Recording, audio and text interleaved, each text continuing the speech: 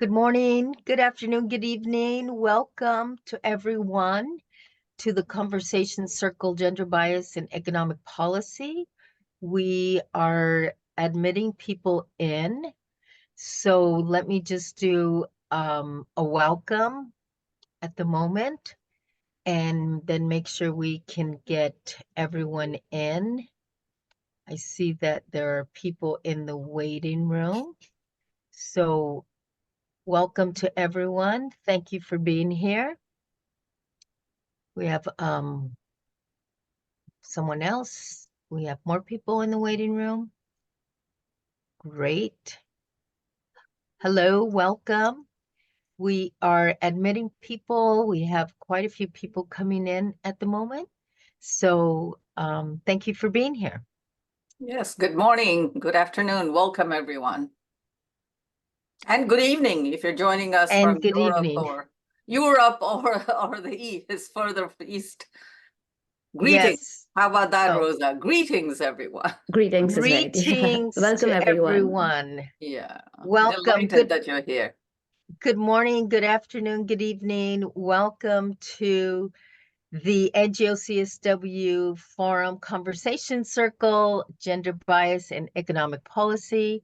On behalf of the NGO CSW New York, thank you for being here. We're having this event under the auspices of the UN Commission on the Status of Women, the 68th session of the CSW, as it's known by its acronym. I am Rosa Lizardi. I am the vice chair of the NGO CSW New York, and I am also the global director of the Feminist Task Force, a coalition of organizations, women's, feminist, grassroots, rural women, and individuals who advocate for the centrality of gender equality to end poverty. As the Feminist Task Force, we are conveners of the Women's Working Group on Financing for Development. So thank you very much for being here. I am going to introduce my partners in this endeavor, and maybe we can move on to the next slide. Thank you for being here. We're getting more and more. If we can just move to the next slide. Let me introduce a close partner, Shaila Rao Mistry, who is the CEO of the SEM Institute. She wears a lot of hats. So she is also the president of JCO, which I'm sure she's going to tell you about, but she's also the vice president of advocacy at the Graduate Women's International in Geneva. And she's the advocacy director and chair of the Global Women's Health Women's Graduates from the USA. And she's also involved with U.S. Women's Caucus, advocacy director here at the UN. And I think very close to my heart is that she was also a member of the advocacy and research group and the lead on gender bias in economic policy recommendations. So I really want to just thank you for that, Shaila.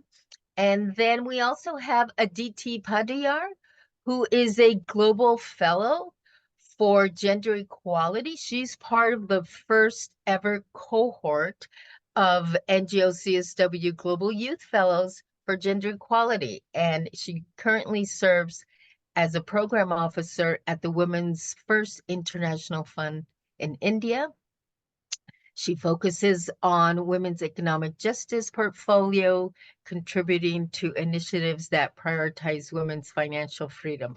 So thank you very much, Aditi, for being here. I am going to just explain very quickly what we are going to do here. The conversation circles, the purpose is to take a deeper dive, a deeper look into one specific issue. Our issue today is gender bias and economic policy. We will hear an overview from Shaila, and then we will go into breakout groups. Currently, we have 3 breakout groups scheduled, and we'll be able to unpack the information. We have some guiding questions, and then we will come back to the main plenary to provide feedback and really kind of see if there are patterns, issues that are supporting each other, and really try to make some sense of all the input that we received in the breakout groups. So without further delay, let me hand over to Shyla and we can ask for the next slide. The floor is yours, Shyla. Thank you, Rosa. Thank you, everyone, for being here, and thank you, UN Women, for organizing this and for this opportunity. We have a very stimulating discussion ahead of us. I am Shyla Rao Mistry. I am foremost here as Vice President of Graduate Women International, Advocacy Director for Global Women's Health, Women Graduates USA, and of course the U.S. Women at the UN Caucus. And my day job, STEM Institute, which is an entity which works with all 4 sectors, and our mission is equity from the classroom to the boardroom. So it's all that wide range that we are now discussing that becomes part of economic policy. So I will start with some contextual remarks, and then we will break out into rooms based on how many we have, how many attendees we have. We may have 3 rooms or 4 rooms.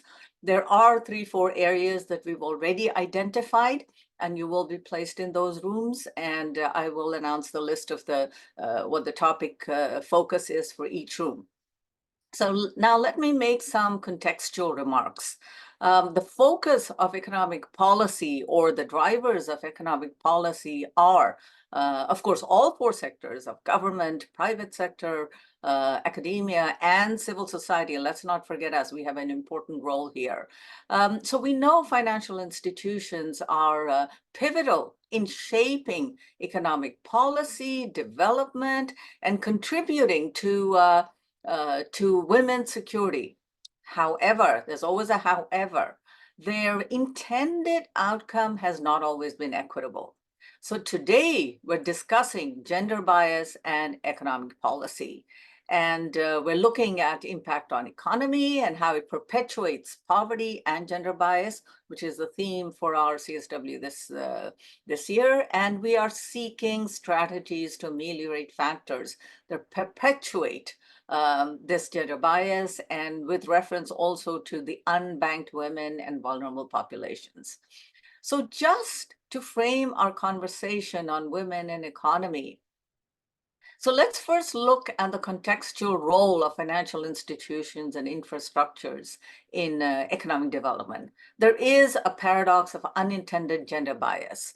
Women are excluded from economic participation at all levels, from banking, and as we know, 55% of the world's unbanked population are women, and only 18.7% of the S&P 500 finance company boards are women, and a mere 2% are CEOs of the companies. What this means is that we're excluded from the decision-making level, which is a very, very important piece that we need to get a handle on.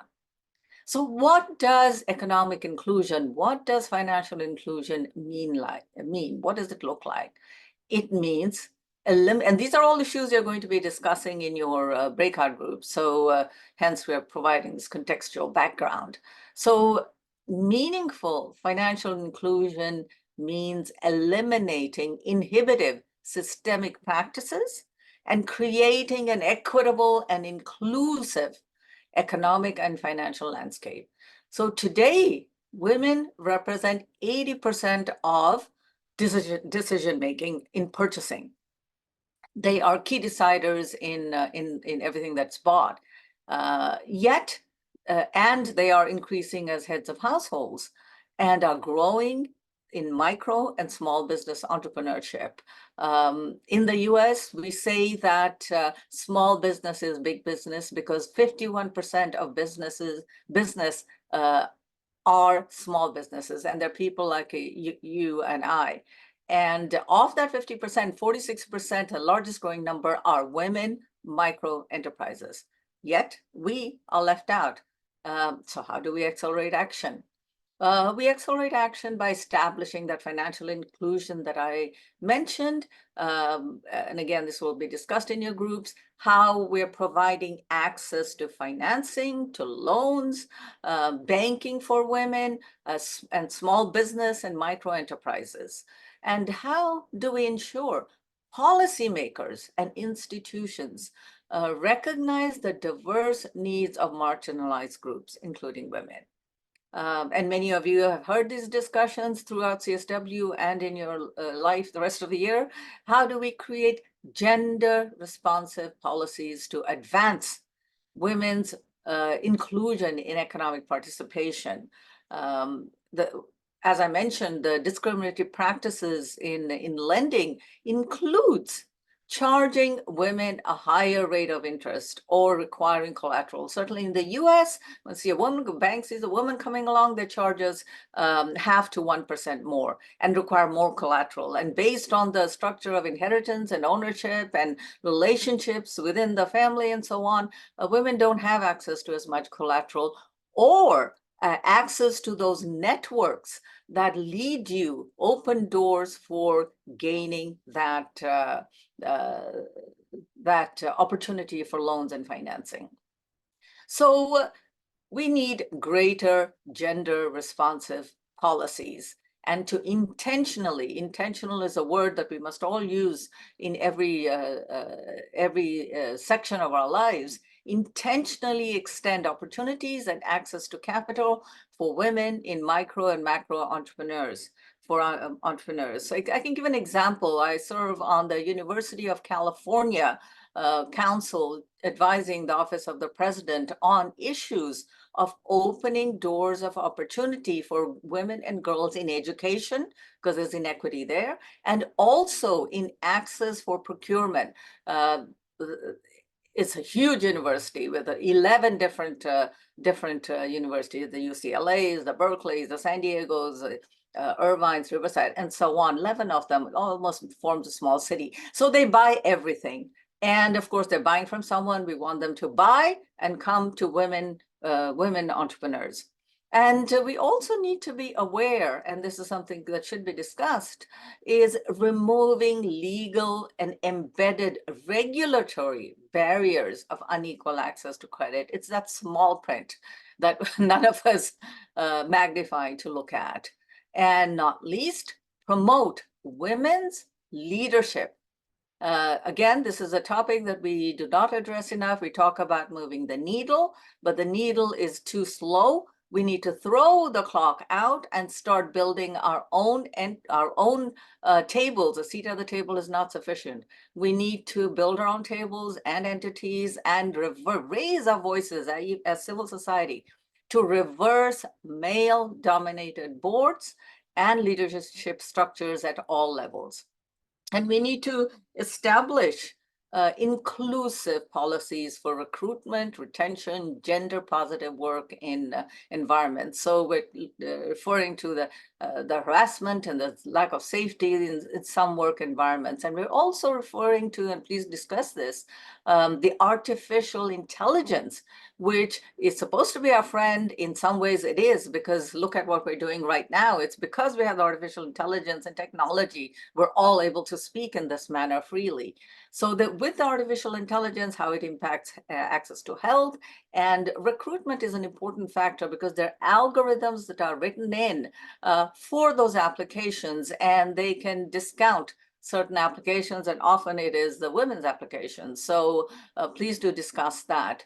And then leading on to that is to bridge that gap with the digital literacy so that women and populations in rural areas and remote areas who also have faced the issue of lack of connectivity, which becomes the basis of participation in economic economic decision making.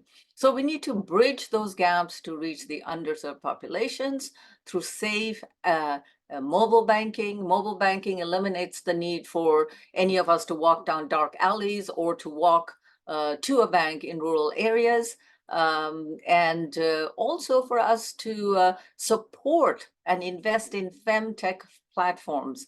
Femtech industry is growing at a delightful rate, expected to reach billions by the end of the decade. Basically, it is women investing in innovation and manufacture of medical research devices and medical health care focused on women's health needs and delivering a better valued care for women. Please do watch that, and perhaps that'll come up as well. And not least, I will mention challenging, and this impacts many parts of the world, including US and Europe, challenging patriarchal cultural norms and mindsets. Because behind economic policy, behind the financial institutions are mindsets. So we again need to discuss and work towards dismantling the model of mostly men making decisions of loans to women, and aggressively challenging gender bias on women's financial autonomy. It would seem that that we do not like women to be autonomous. So that is an important mission, to make women throughout the globe autonomous, and to empower women's economic independence and participation with financial and digital literacy, and to increase the access to digital devices. As we know, all over the globe and at home, the digital devices, there's a hierarchy of use to who gets access to the digital devices and the connectivity, and generally the woman's at the bottom of the pile. And not least, last point here is collaboration and partnerships, working together to support women's economic empowerment through sharing knowledge and resources, very much like we're doing today. And please also address the issue of unbanked women in economy. Being unbanked means that you are very much excluded from participation in the economy, in financial institution, being part of the decision making at any level. As we know, 1.4 billion adults are unbanked, and women form, I think, 55% of that. And so that's an important issue. And also the issue of inclusion of women on boards and decision making. We know that there's plenty of evidence, researched evidence that shows when we have women on boards, the entity, the organization does so much better, not just to make it more profitable. Of course, women make everything profitable, but they also create a better work environment, better productivity, happier workforce, and greater engagement in social responsibility in the community. So we have a lot to contribute. So with these remarks, I will list the breakout rooms and the topics that we have identified. We may have 3 or 4 breakout rooms. Rosa will enlighten us. Yes. And the topics that we have selected are, thank you, Rosa, are engaging women in leadership positions. Let's just ask for the next slide to be shown. Yeah, here we go. Oh, here they are. Perfect. Yeah. So here we see them. We see engaging women to leadership positions, accessing, and please also remember that leadership is at every level, whether you're leading in your community, in your church, in your village, in your city, at city council, at state council, federal, whichever it is, it's all leadership. The fact that you are here makes you a leader. Access to capital for micro businesses as well as macro businesses. And that means you and I, or even for personal loans, what that means for a woman. And digital literacy and banking to enable access. Digital literacy is the single biggest block we have now for women advancing in the economy. And of course, artificial intelligence enabling access to jobs and opportunity, because they're the gatekeepers now, the AI. And remember, AI is also 90% of the coding in AI is done by men. So we have a lot of work to engage our girls right from sixth grade or the fourth grade all the way through to be part of that coding and decision making at that point. And then, of course, we're discussing overall how to create better economic policy. We would love to hear all of your views. So thank you so much. And with that, I will turn it back to Rosa, and she will share with us the next steps. And of course, while you're in the breakout rooms, please follow protocols of politeness and consideration when listening. We all have very different perspectives, and all are valid. And please take turns talking and select someone to report back to the main group. And please post your findings in the chat if possible. With that, Thank you. I do turn it back to Rosa. Thank you. Thank you so much, Shyla. That was very comprehensive. You really are an expert in this area, and we thank you for being here. I want to highlight right now, because there was a lot of information, I just want to highlight information that we have on our website. And this is really information that Shyla has compiled and has worked with to create our recommendation on gender bias in economic policy. I'm just pasting it here in the chat, but you can also just view it on our website if that's easier for you. We have our 6 recommendations, and one of them is on gender bias on economic policy. So there is a link. There was a lot of information that was relayed. If you want to if you're better at sort of reading it, if English is not your first language and you miss some of that and you just want to have some guiding information there, this is the recommendation by the NGO CSW. These recommendations we sent to first of all, to the chair of the CSW, to the 5 members of the CSW Bureau, to our colleagues at UN agencies such as UN Women, and then we sent to the 54 members of the Commission on the Status of Women, and we ended up sending to the 193 member states of the United Nations. So this recommendation has been out there. We hope it's informed and influence work on the zero draft. So I was seeing about 50 in this conversation circle, which is great, considering it's the second to the last day of the end of the CSW. And we have already worked through so many days, and some folks are like tapped out, but you are here and we thank you.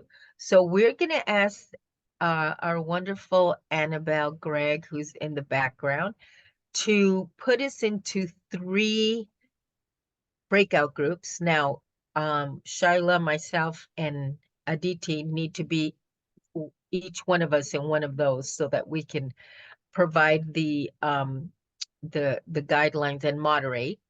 And selection will be random. So do your magic, Annabelle, and we are going to take 30 minutes. So we're going to come back around 10:55 so that we can come back to plenary and be able to discuss some more.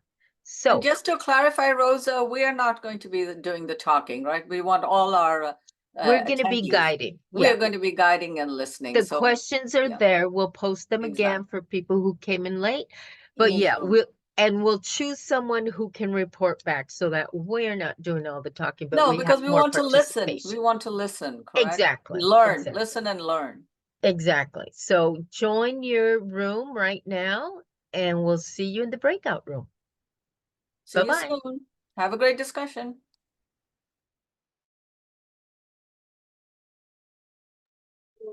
I'm just a heads up, I'm gonna pause recording while you're all in breakout rooms. Good luck. We're able to address we were able to address almost all of the areas that Sheila spoke about. So, women in leadership, had a fascinating conversation about micro businesses and capital, also touched upon digital literacy, women in tech, and how AI is sort of shaping opportunities, but also the challenges that women face with AI. And lastly, some measures that we think can be taken towards better economic policy.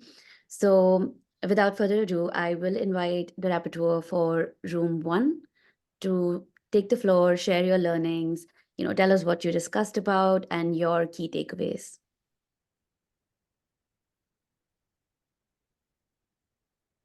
And Aditi, I don't know if people know which rooms they were in. So I know for our room, I was in room 3. we Yeah, had we can, room 3 can go first, and Dr. Sure. Newman is going to report. Oh, and thank Joy you Wilson, for yeah. giving me the opportunity to speak. We decided that we thought our topic was digital literacy, and we noted that there are 1.7 billion people who do not even have access to the internet, and that there are many people who don't know how to use the internet for communication. And this obviously affects their ability to bank, their ability to buy goods, their ability to have good health, because the communication is now done in many ways through the internet.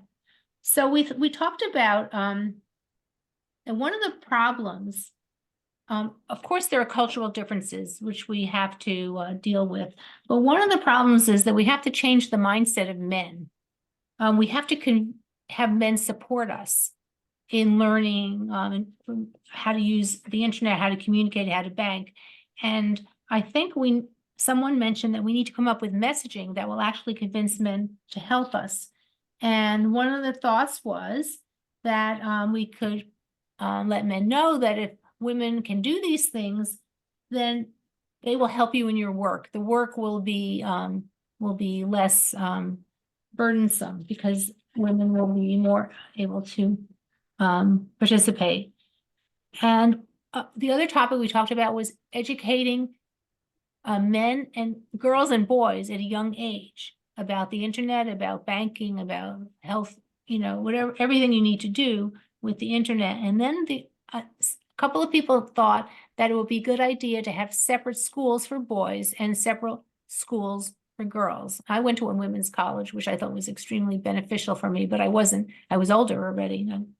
And finally, I mentioned that if we can improve communication, we will improve the health of the family because women are in charge. They're in charge of purchasing things. They're in charge of the food, the diet.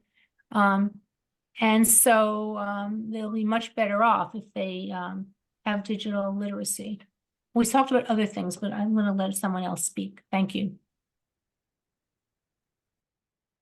Thank you, Dr. Newman. That was, I think all of us, I see a lot of parallels in the conversations that we had in our room with the ideas that you touched upon, which is also working closely with allies while creating opportunities that spotlight women, that also give them the opportunity to have a safe space to discuss their interests, their priorities.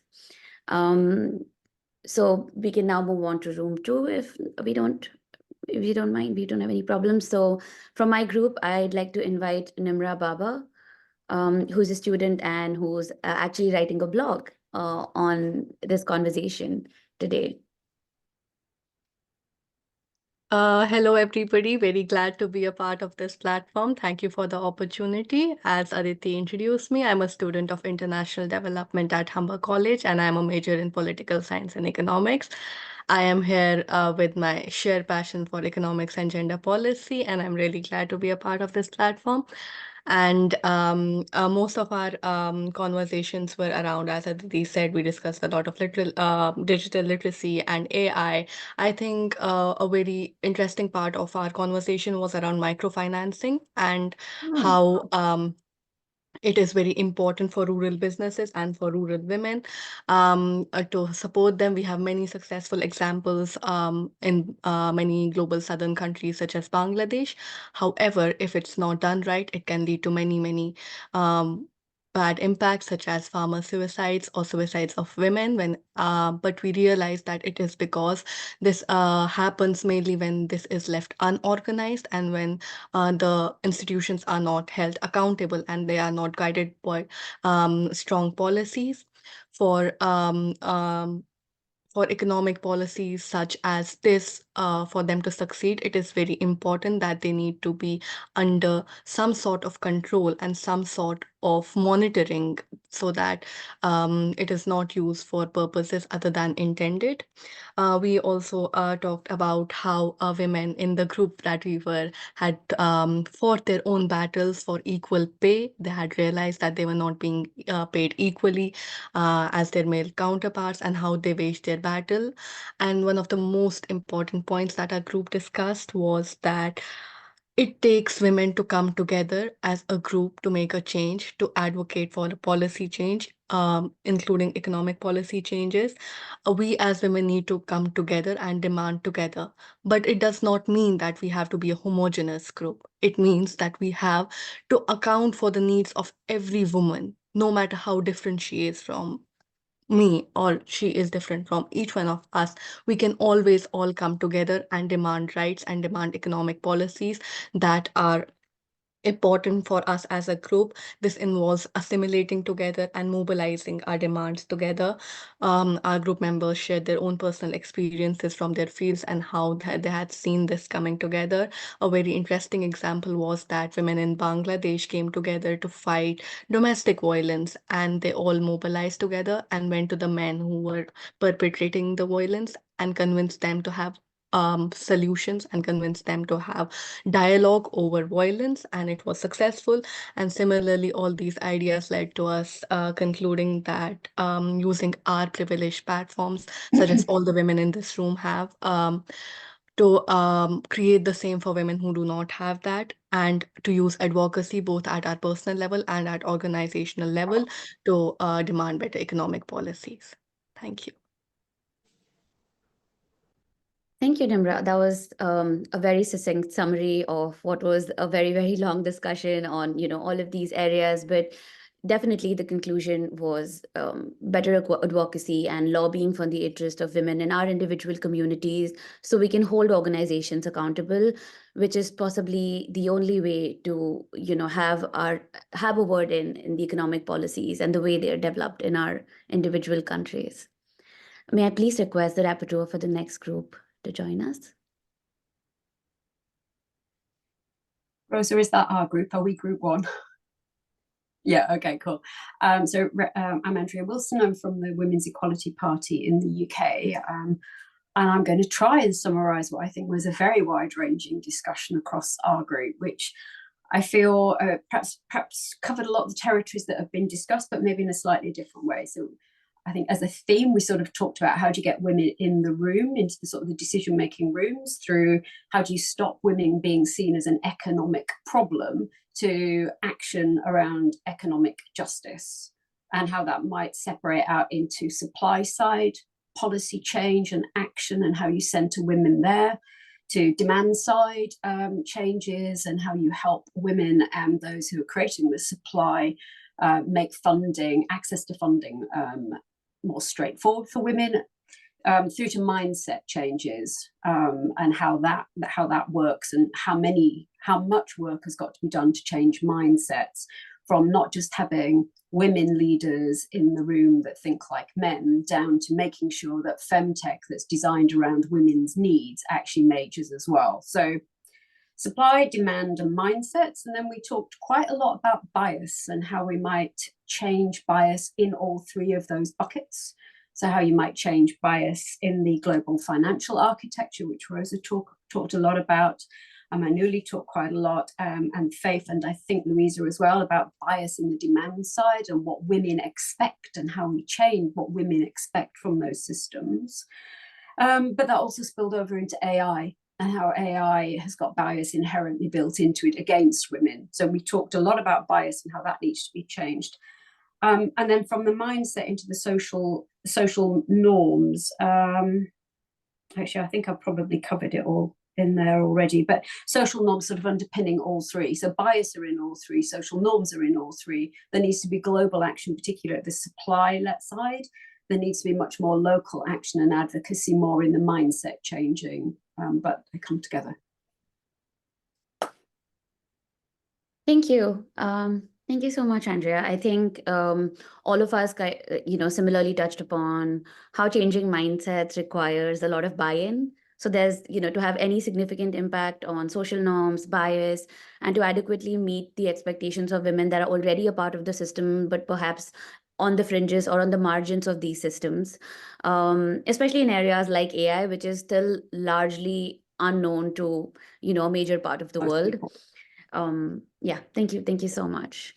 Sorry, I've got one more thing to say, because I think a couple of Sure, people might shoot me if I don't, and that is centering Africa, well, centering the global south. I guess I should probably be broader, but certainly centering Africa, particularly in some of the supply side, and particularly in the global architecture, don't assume that what works in North America and Europe is going to work elsewhere.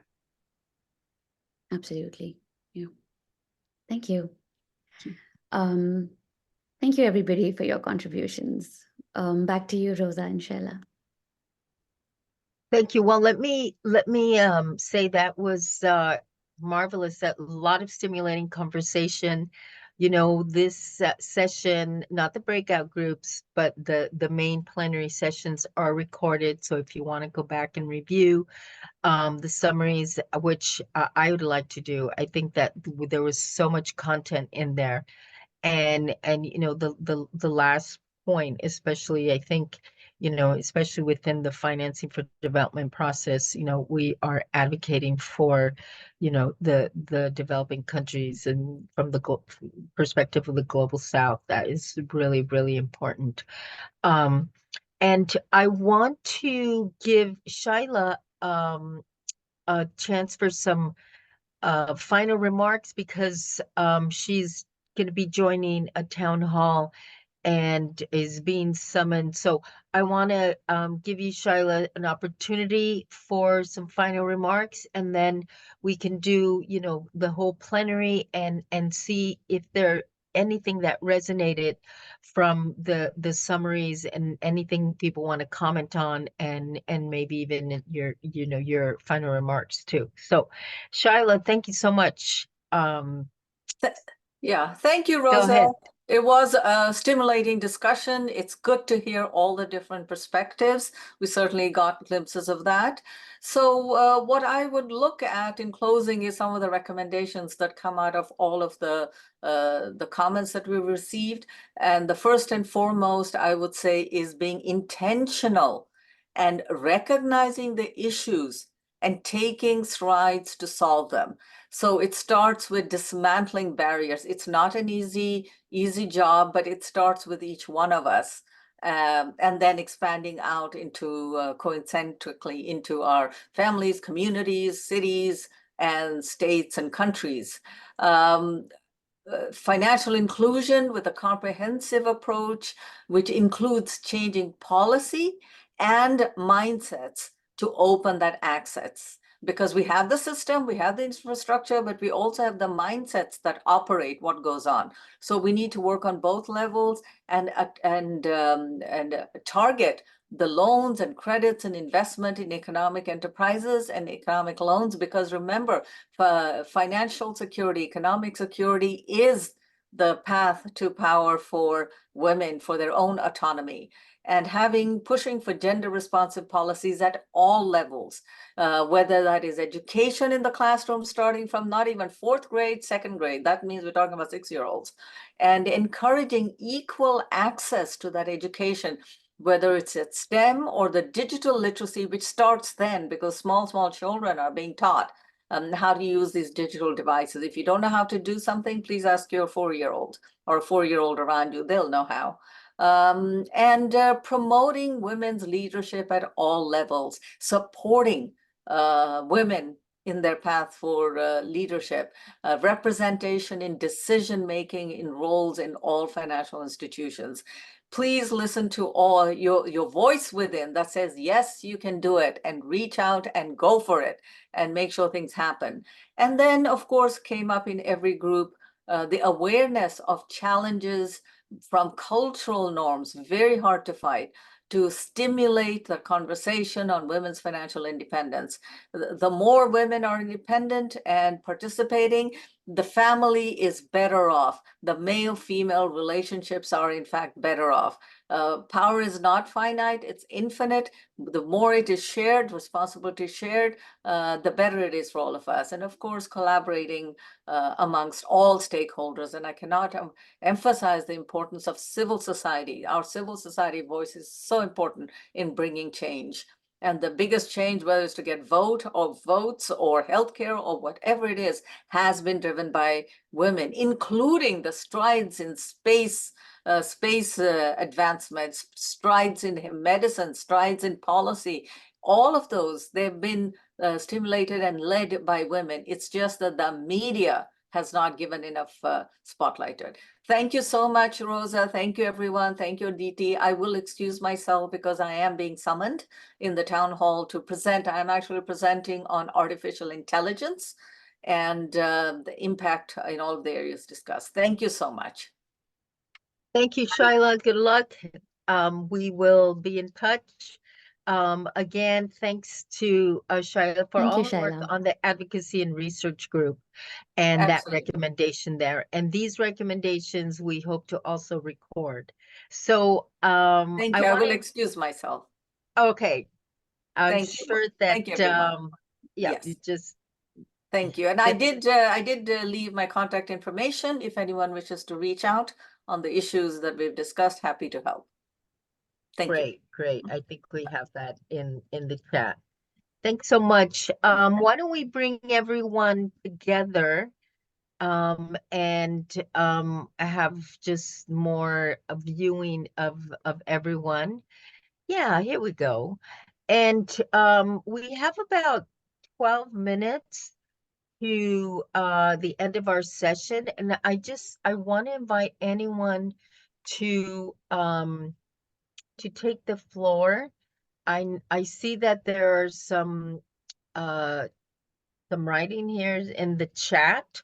If anyone wants to just highlight what you've written in the chat, maybe some people cannot read the chat depending on how they're tuning in. But if you want to just comment on maybe something that was also mentioned in your breakout group that didn't get included as part of the summary, please raise your hand. And we have, 10 minutes or so just to kind of wrap up and engage and look at, maybe any next steps or any suggestions for next steps. I've already put in terms of people who want to be who want information or maybe get engaged with the financing for development process. I put a link if people want information from the Women's Working Group on financing for development. So, Nimra, yes. Thank you, Rosa.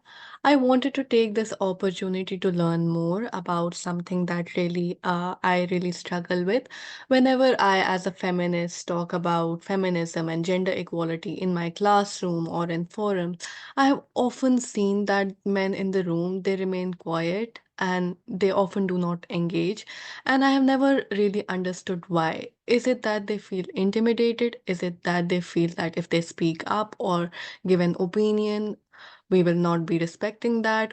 Or I don't really understand. I really want to learn how to engage more male allies and engage them in conversations like these, because without having allies in this movement, we will not be able to go very, very far. Otherwise, it will just lead to dichotomy in the society. And I really want to learn from all of you that how do we make these conversations work? How do we make them give their opinions in such forums?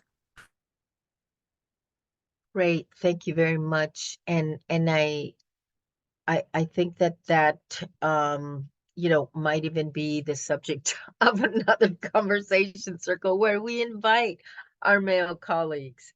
And I also know that you said you were going to write a blog about this in LinkedIn. And I just mentioned, in all transparency on the side, please, if you're going to quote anyone, please make sure that you get permission or run that quote by whoever you might be attributed to. And you said that you're going to be writing through your experience and avoiding naming people. So thank you so much for that, Nimra. Anyone else who wants to comment? I can.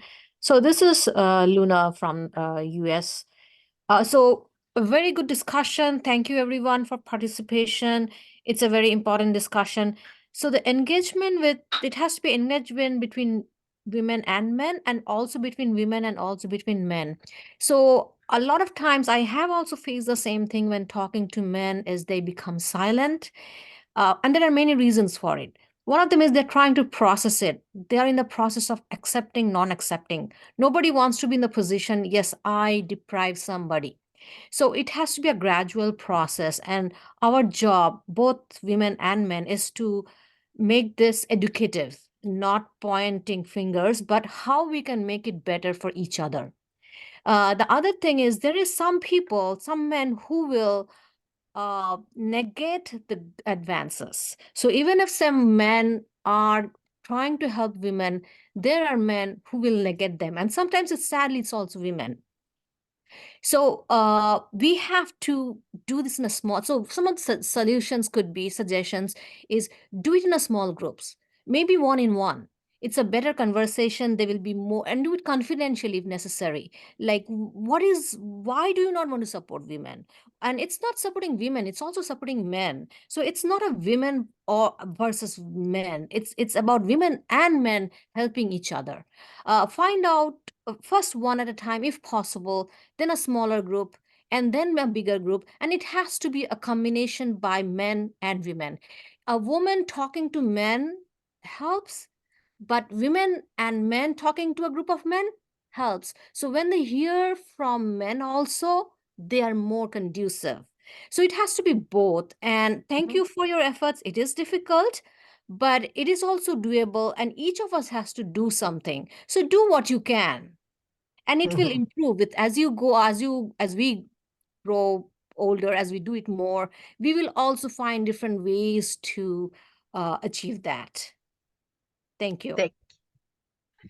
Thank you so much, Luna. That words of wisdom there. Thank you so much, and also for the comment in the chats, the comments in the chats by Angelica and by Faith. I love that. Why the elephant who stands on the mouse does not complain of having troubles with his weight. And there is no incentive to promote justice and equity. So thank you so much for that. And anyone else who wants to provide any input? Yes. Yes, Faith. I'd like to just add on what is it, LM? I don't know what's that for, but I guess it's acronym. Anyway, what she's saying is very true, that how we approach the conversation is very central to us getting ahead. Because remember already, as it stands, all of us, we are products of socialization or our culture or whatever. So when we want to speak to men or male institutions, the moment we speak a language they have not heard before, the defenses go up. So starting small and being sensitive to the cultural orientation as well as the limits, because we now need to deal with the DNA, the blueprint of our sociology and psychology, so that they can let down their guard to see we are not fighting you, we are showing you that actually the same patriarchy that you so hold dearly is actually hurting you. So I think that's where we will have to bring a lot of social scientists and all of those people in that sphere, because I don't think speaking about economics to address a social and a psychological problem, a psychology problem would be the best approach. So I agree with LM that actually our approach is to address it from a psychology and a social perspective, and then we can start talking economy, politics, positions, and all of that, because now they will see that actually we're not fighting them, we're not trying to emasculate them or make them less of humans, but we're saying let's all just get on the same play field. So true, so true. And it has to begin early. I remember many, many years ago, a colleague brought her son to the CSW, and he was young, and I guess she couldn't really travel without him. And I said, "Oh, that's great." She goes, "Yeah, well, this is part of how we approach gender equality in my culture. We work with the boys as well, starting very young. We're talking like, 5 years old and stuff." So I think that's where it can start, truly. So, anyone else in the final couple minutes? Will a recording of this call be made available to us? And if so, may it be shared with our organizations? Yes. The conversation circles are in plenary are recorded. We can't do it in the breakout groups, but we will have this recording as we do all of our trainings, our monthly meetings for the NGO CSW. We have it on the NGO CSW New York YouTube channel. And I'm sure that Annabelle and Rachel, the co-coordinators of the forum, will be sending information out about summarizing the different events. So if you are not on our mailing list, or if you want to become a member of NGO CSW New York, go to our website, and I believe maybe Annabelle can help put it as well in the chat. It's basically www.ngocswny.org. And at the very bottom of that page, there is a place for signing up to receive information from NGO CSW New York. And if you want to become a member, there you go. There's the subscription link. If you want to become a member and support, there's a financial contribution. It allows you also to vote when we do vote for board members. So, and as I mentioned, I'm a executive committee member. I'm the vice chair. Pablo Morgan and Ivy Koch are the co-chairs, the first ever team of co-chairs of NGO CSW this year. So please sign up for our newsletters. We start our monthly meetings online in September of every year for the next CSW. We will have another monthly meeting in April, which will kind of give a summary of some of the events of the CSW, but also look at the gender equality machinery and reform of the CSW, which is being proposed for the Summit of the Future in September, and in the draft of the Pact for the Future, which is the negotiating document for that process. It's called the Summit of the Future. So all of that, you can get information by signing up or tuning in if you're already signed up to our April meeting. And with that, let me just invite everyone to please open your cameras and open your microphones. Let me thank Aditi Padiyar, and of course, again, Shaila Rao Mistry, for helping guide this conversation circle. But please let us see your faces. we're going to open up and everyone say goodbye in your language in NGO CSW fashion. Open up your microphones and we'll end, and you can take pictures. So thank you very much. Muchísimas gracias por estar aquí. Thank you. Have a wonderful last 2 days of the CSW. Thank you, Gracias. Rosa. Thank you. Adios. Salam Hante, Salam Hante. Hasta luego. Ciao, ciao. Thank you for being here. It's good to see you. Some of you again. Thank you so much. Take Thank you. care. Thank you so much. Cuídense. Adiós.